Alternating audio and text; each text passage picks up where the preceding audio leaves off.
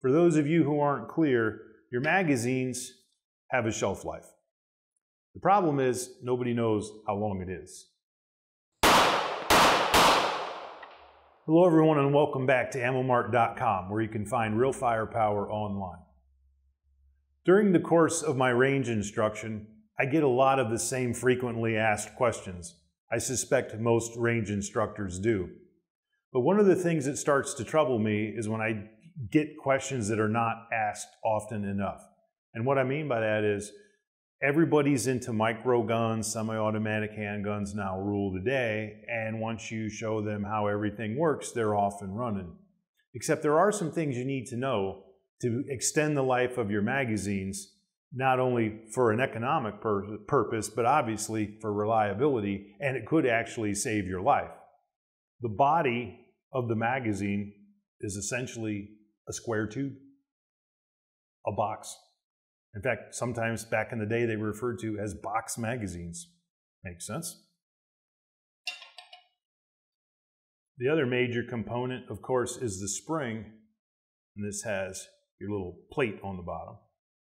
There's a lot of science in this little guy here, almost to the point where it boggles the mind. How much tension, length, you can see the coils change as they go to the bottom. Nothing about this is simple, even though it looks like it should be, and this is where things start to go wrong. If I stretch this guy, it's not usable. If it's compressed too long and becomes weak, it's not usable. And by getting them out and actually service and maintaining them, you get your eyes on them, and it's a very simple process to do. Next thing you got, of course, is your follower. So your follower has a groove cut in it. Most manufacturers have some sort of shelf that you're actually going to lay the bullet on as you press down to load the magazine. It sort of keeps things feeding into the firearm well as takes the stack and a half sort of all the way down, keeping things lined up properly. Sometimes you might have heard the term a bad magazine follower. That means a lot of different things to a lot of different people. I have heard of followers going bad.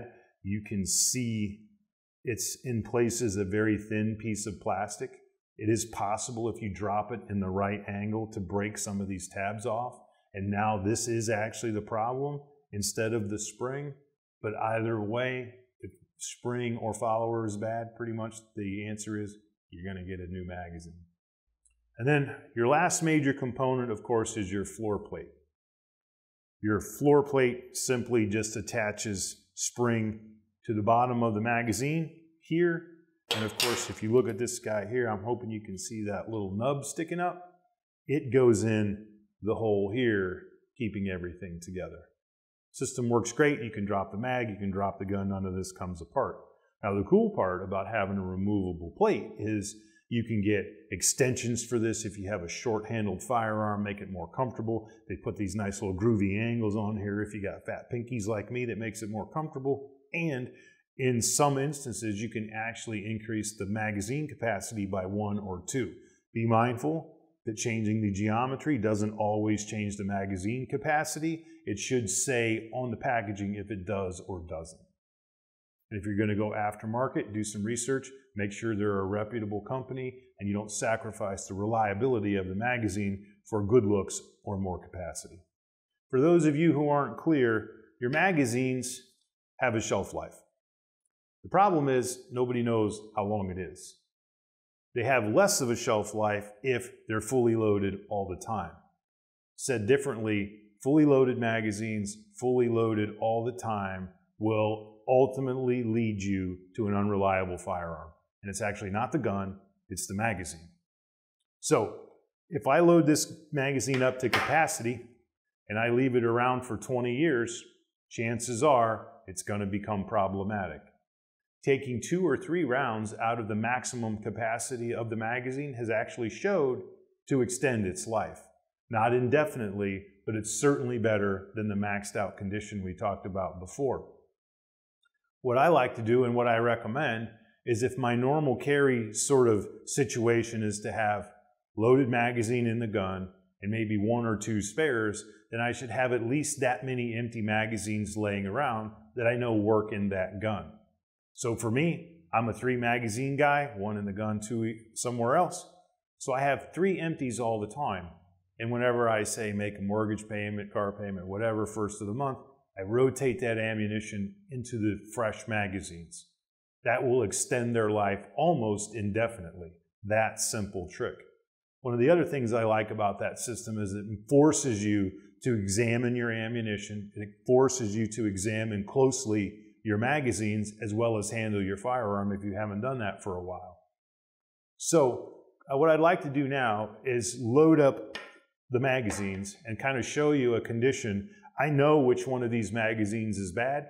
It has a bad spring, springs wore out, and I'm going to show you, hopefully, visually, how close it can look, but it's completely unreliable. So hang with me, I'm going to get these guys loaded up.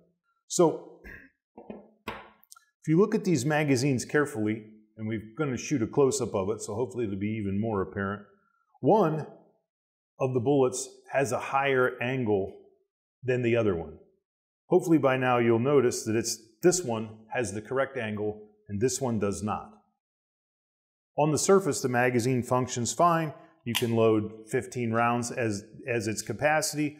Everything looks good, except when you try to use this magazine, the end of the bullet, the end of the projectile, dead ends into the throat of the barrel and completely stops its function.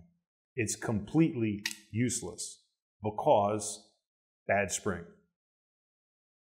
Most magazines have the ability to either push and pull some sort of mechanism to get the guts of the magazine out, spring and follower. They're actually quite simple, and they should be cleaned and maintained as well as your firearm, kind of using the same concept. Get all the grit and the grime and the fouling out, slight bit of oil that you can't wipe off, but not too much, and you should be good to go for years and years.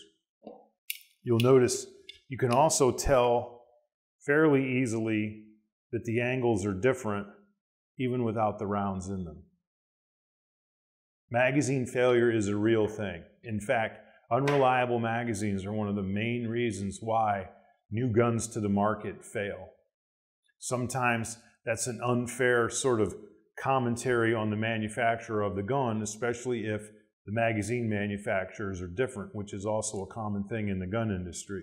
However, you, as the owner, have the ability to extend the life of the magazine almost indefinitely by a little bit of diligence and a little bit of dedication. Once a month, you're going to have a reliable magazine basically for the life of the gun.